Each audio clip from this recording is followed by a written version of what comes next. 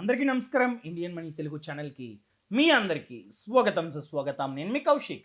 Personal finance విషయంలో చాలామంది Indians చేస్తున్న కొన్ని కామన్ మిస్టేక్స్ గురించి ఈ వీడియోలో తెలియజేయబోతున్నా. ఇన్ కేస్ మీరు కనుక ఈ మిస్టేక్స్ని చేస్తున్నట్లయితే ఇప్పటి నుండైనా మానేయండి. ఆ తప్పులేంటో తెలియాలంటే ఈ వీడియో లాస్ట్ వరకు చూడండి. అంతేకాకుండా ఇంతవరకు మీరు మా ఛానల్ని సబ్స్క్రైబ్ చేసుకోకపోతే ఇప్పుడే సబ్స్క్రైబ్ చేసుకోండి. ఫస్ట్ వన్ ఏంటంటే సేవింగ్స్. మన ఇండియాలో చాలామంది ఉంటారు. వాళ్ళు ఏం చేస్తారంటే వాళ్ళకి రెగ్యులర్గా ఇన్కమ్ వస్తూ ఉంటుంది, అదేవిధంగా శాలరీ కూడా వస్తూ ఉంటుంది, కానీ ఒక్క రూపాయి కూడా సేవ్ చేయరు. వచ్చిన డబ్బుని వచ్చినట్టు ఖర్చు పెట్టేస్తూ ఉంటారు. అలాంటి వాళ్ళ గురించి నేను మాట్లాడను. కొందరు ఉంటారు మంచిగా నెల నెల 30% 20% సేవ్ చేసుకుంటారు. కాకపోతే ఆ డబ్బుని మొత్తం సేవింగ్స్ ఖాతాలోనే ఉంచుతారు లేదా ఇంట్లో దాచిపెట్టుకుంటూ ఉంటారు. ఒకటే గుర్తుపెట్టుకోండి, ఇన్ఫ్లేషన్ అని చెప్పి ఒకటి ఉంటుంది. దాని రేట్ అనేది 6% నుండి 7% వరకు ఉంది. ఇన్ఫ్లేషన్ అంటే ఏంటంటే డే బై డే ప్రతి ఒక్క ధర పెరుగుతుంది. నిత్యావసరాల వస్తువులు కావచ్చు, రెంట్ కావచ్చు, గ్రాసరీస్ కావచ్చు, ఎక్సెట్రా ఎక్సెట్రా. ఫర్ ఎగ్జాంపుల్ మన తాతలు ఉంటారు కదా, మన తాతలు ఒక ఎకరం భూమిని ఎంత కొన్నారు అడగండి.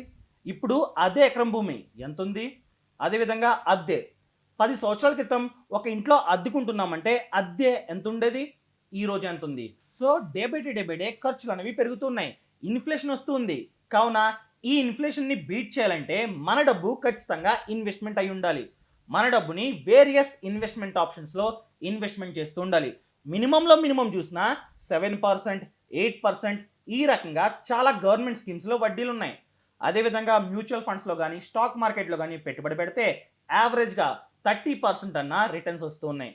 సో ఈ రకంగా మన డబ్బుని ఇన్వెస్ట్మెంట్ చేసినట్లయితే మనం నిద్రపోతున్న సమయంలో కూడా వడ్డీ అనేది యాడ్ అవుతుంటుంది కదా. సో అందుకని చెప్పి ఇన్వెస్ట్మెంట్ చేయడం చాలా చాలా ముఖ్యం.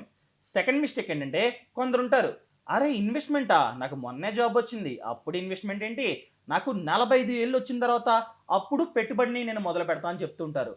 అలా అనుకుంటే మీరు పప్పులో కాలేసినట్టే. మన ఇండియన్స్ చాలామంది ఈ తప్పు చేస్తూ ఉన్నారు. జాబ్ వస్తుంది, శాలరీ వస్తూ ఉంటుంది, కానీ ఒక్క రూపాయి కూడా ఇన్వెస్ట్మెంట్ చేయరు. నాకు మొన్నే జాబ్ వచ్చింది ఎంజాయ్ చేద్దామని చెప్పి ఒక 10 సంవత్సరాలు 15 సంవత్సరాల వరకునో ఎంజాయ్ చేస్తూ ఉంటారు.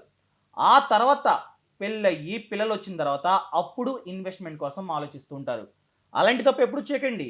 మీరు ఎంత త్వరగా ఇన్వెస్ట్మెంట్ని మొదలు పెడితే అంత త్వరగా డబ్బు అన్నది జనరేట్ అవుతూ ఉంటుంది. పవర్ ఆఫ్ కాంపౌండింగ్ అన్నది వస్తుంటుంది అనమాట. సో మీకు ఎప్పుడు జాబ్ వస్తే అప్పుడే ఇన్వెస్ట్మెంట్ని ప్రారంభించండి. అండ్ నెక్స్ట్ వన్ ఏంటంటే మన యొక్క ఇన్వెస్ట్మెంట్స్ని డైవర్సిఫికేషన్ చేసుకోవడం చాలా చాలా ముఖ్యం. కొందరు ఉంటారు వాళ్ళకి ఏంటంటే రెగ్యులర్గా ₹1,00,000 శాలరీ వస్తుంటుంది. ఆ ₹1,00,000లో ఏ 10,000 పెట్టుబడి పెడుతూ ఉంటారు, కానీ ఆ 10,000 తీసుకెళ్ళి ఒకే మ్యూచువల్ ఫండ్స్లో పెట్టుబడి పెడుతూ ఉంటారు. ఒకే ఫండ్లో మళ్ళీ ఆ రకంగా ఎప్పుడు చేసుకోకూడదండి. మీరు ఫాలో అవ్వాల్సింది ఏంటంటే ఒక 5,000 వచ్చేసి మ్యూచువల్ ఫండ్స్లో, ఒక ₹1,000 వచ్చేసి పీపీఎఫ్లో, ఒక ₹1,000 వచ్చేసి స్టాక్ మార్కెట్లో, ఇంకో 2,000 వచ్చేసి ఎన్పిఎస్. ఈ రకంగా డైవర్సిఫై చేసుకొని అప్పుడు ఇన్వెస్ట్మెంట్ చేసుకోవడం చాలా చాలా ముఖ్యం. అదేవిధంగా మన యొక్క రిటైర్మెంట్ కోసం ఇప్పటి నుండే ప్లాన్ చేసుకొని రిటైర్మెంట్ ఇన్వెస్ట్మెంట్ ఆప్షన్స్ ఉంటాయి, లైక్ ఎన్పిఎస్ కావచ్చు, ఎక్సెట్రా ఎక్సెట్రా. అలాంటి వాటిల్లో కూడా కాస్త డబ్బుని ఇన్వెస్ట్మెంట్ చేసుకోవడం చాలా చాలా ముఖ్యం. కొందరు ఉంటారు వాళ్ళ దగ్గర 1,00,000 2,00,000 ఆల్రెడీ క్యాష్ ఉంటుంది. ఆ 1,00,000 2,00,000ని స్టాక్ మార్కెట్లో ఉన్నటువంటి ఒకే కంపెనీకి సంబంధించిన స్టాక్స్ని కొంటూ ఉంటారు. అలాంటి తప్పుల్ని ఎప్పుడూ చేయకండి. ఇన్ కేస్ పొరపాటున ఆ కంపెనీ యొక్క షేర్ ధర అనేది బాగా తగ్గిందనుకోండి, పరిస్థితి ఏంటి? లాసెస్. సో ఎప్పుడైనా సరే డైవర్సిఫికేషన్ చేసుకోవడం చాలా చాలా ముఖ్యం. అండ్ థర్డ్ వన్ ఏంటంటే మన ఇండియాలో ఎవరెవరైతే పెట్టుబడి పెడుతున్నారో వాళ్ళకి ఎటువంటి ఫినాన్షియల్ గోల్ ఉండట్లా. జస్ట్ ఏదో యూట్యూబ్ ఛానల్ వాళ్ళు చెప్తున్నారు, వీళ్ళు చెప్తున్నారు అని చెప్పి ఇన్వెస్ట్మెంట్ చేస్తున్నారు. మీరు ఏంటంటే షార్ట్ టర్మ్ గోల్, అదేవిధంగా లాంగ్ టర్మ్ గోల్, ఈ రకంగా 2 గోల్స్ని పెట్టుకోవాలన్నమాట.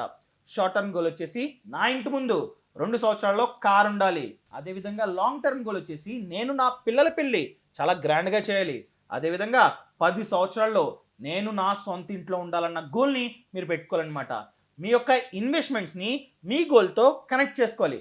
అలా చేసినట్లయితే మీరు ఖచ్చితంగా లాంగ్ టర్మ్కి ఎక్కువ అమౌంట్ని సేవ్ చేసుకొని దానిని ఇన్వెస్ట్మెంట్ చేసుకుంటూ ఉంటారు. లేకపోతే 3 సంవత్సరాలు 2 సంవత్సరాలు మంచిగా సేవ్ చేస్తారు, అంటే ఇన్వెస్ట్మెంట్ చేస్తారు. ఆ తర్వాత ఏదో ఒకటి గుర్తొస్తుంది, అప్పుడు మొత్తం ఇన్వెస్ట్మెంట్ చేసిన అమౌంట్ని తీసేసి ఖర్చు పెట్టేస్తూ ఉంటారు. సో అందుకని చెప్పే మన యొక్క సేవింగ్స్ని మన యొక్క గోల్తో కనెక్ట్ చేసుకోవడం చాలా చాలా ముఖ్యం. అదేవిధంగా ఎమర్జెన్సీ ఫండ్. మన భారతదేశంలో చాలా మంది ఎమర్జెన్సీ ఫండ్ని పెట్టుకోవట్లా. అది ఉండడం చాలా చాలా ముఖ్యం. మొన్న కరోనా వచ్చినప్పుడు ఏమైంది? ఎవరి దగ్గర అయితే ఎమర్జెన్సీ ఫండ్ ఉందో వాళ్ళందరూ సేఫ్గా ఉన్నారు, పెద్దగా ఇబ్బంది పడలా. ఎవరి దగ్గర అయితే ఎమర్జెన్సీ ఫండ్ లేదో వాళ్ళందరూ చాలా ఇబ్బందులు ఫేస్ చేశారు. వాళ్ళని వీళ్ళని అప్పులు అడిగి అదేవిధంగా రూ. 2కి 3 వడ్డీకి లోన్స్ని కూడా తీసుకున్నారు.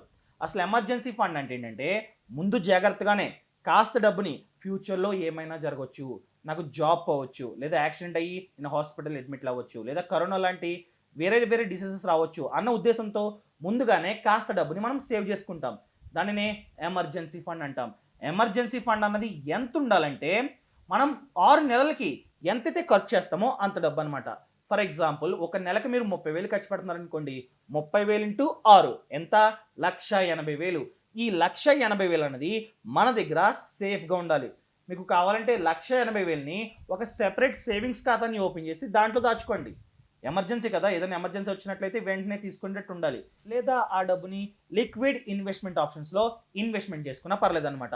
ఈ రకంగా ప్లాన్ చేసుకోవడం చాలా చాలా ముఖ్యం. అండ్ నెక్స్ట్ వన్ ఏంటంటే మన భారతదేశంలో చాలామంది ఇన్సూరెన్స్ గురించి అసలు పట్టించుకోరు.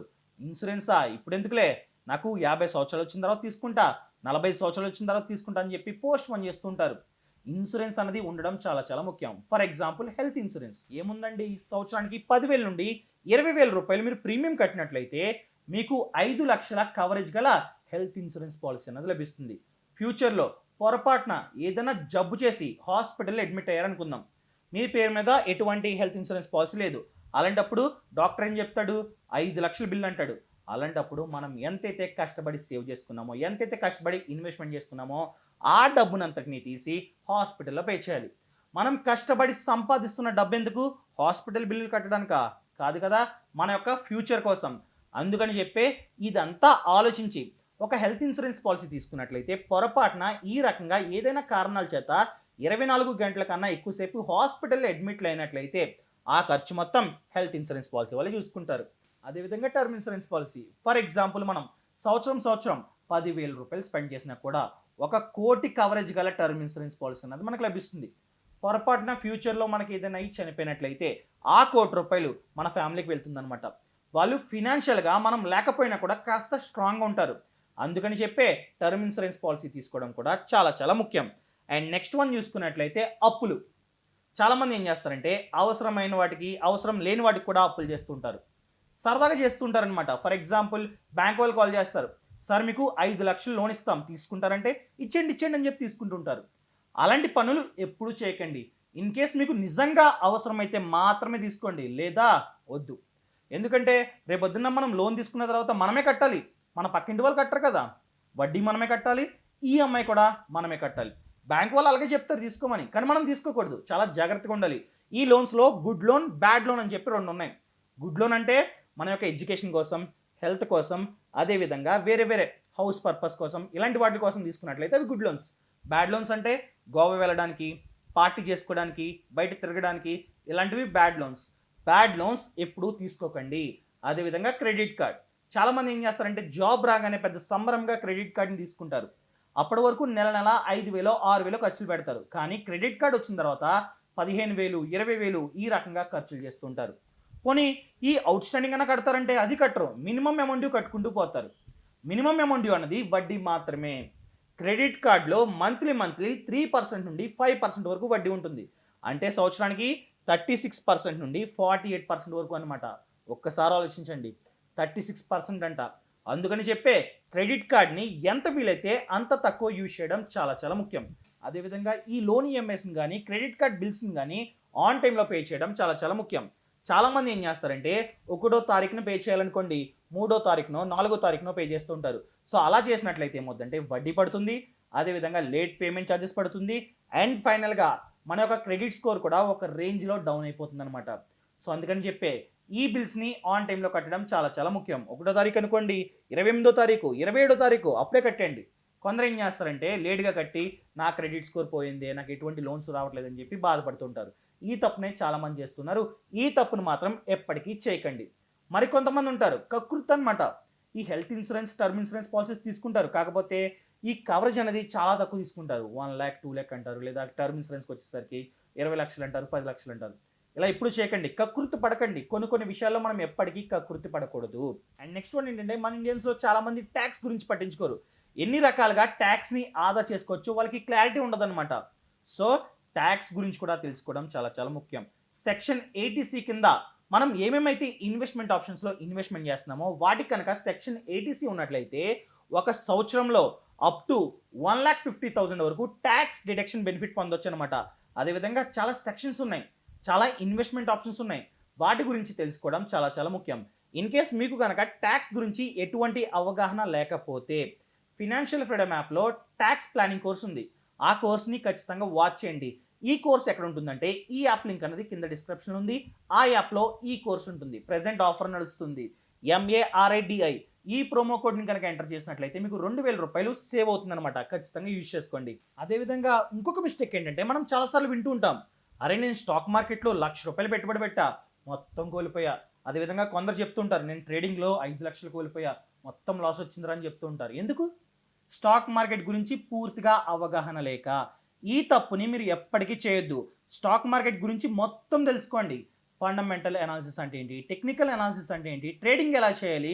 ఎలాంటి విషయాల్ని ఫాలో అవ్వాలి? ఎలాంటి విషయాలు చేయకూడదు? ఇలా మొత్తం తెలుసుకున్న తర్వాతే ఇన్వెస్ట్‌మెంట్ చేయడం చాలా చాలా ముఖ్యం. దీని గురించి కూడా అడుగుతారు. సార్ ఇవన్నీ ఎక్కడ నేర్పుతారు? ఎవరు నేర్పిస్తారని అడుగుతారు. ఫినాన్షియల్ ఫ్రీడమ్ యాప్‌లో సెపరేట్‌గా స్టాక్ మార్కెట్ అని చెప్పి కోర్స్ ఉంది. ఆ కోర్స్ చూసినట్లయితే మీకు ఫుల్ క్లారిటీ వస్తుంది. స్టాక్ మార్కెట్‌లో ఇన్వెస్ట్‌మెంట్ చేస్తే మంచి లాభాలు పొందొచ్చు. అదేవిధంగా స్టాక్ మార్కెట్‌లో ఎటువంటి నాలెడ్జ్ లేకుండా ఇన్వెస్ట్‌మెంట్ చేసినట్లయితే అంతే నష్టాలు చూడాల్సి వస్తుంది. కావున ఈ కోర్స్‌ని వాచ్ చేసిన తర్వాతే స్టాక్ మార్కెట్‌లో ఇన్వెస్ట్‌మెంట్ చేయడం చాలా చాలా ముఖ్యం. ప్రెజెంట్ ఆఫర్ నడుస్తుంది. MARIDI ఈ ప్రోమో కోడ్‌ని ఎంటర్ చేసినట్లయితే రూ. 2,000 మీకు డిస్కౌంట్ వస్తుంది. మీరు నన్ను అడగొచ్చు. ఈ యాప్‌లో ఇంకెన్ని కోర్సులు ఉన్నాయని. ఈ యాప్‌లో 63 కన్నా ఎక్కువే కోర్సులు ఉన్నాయి.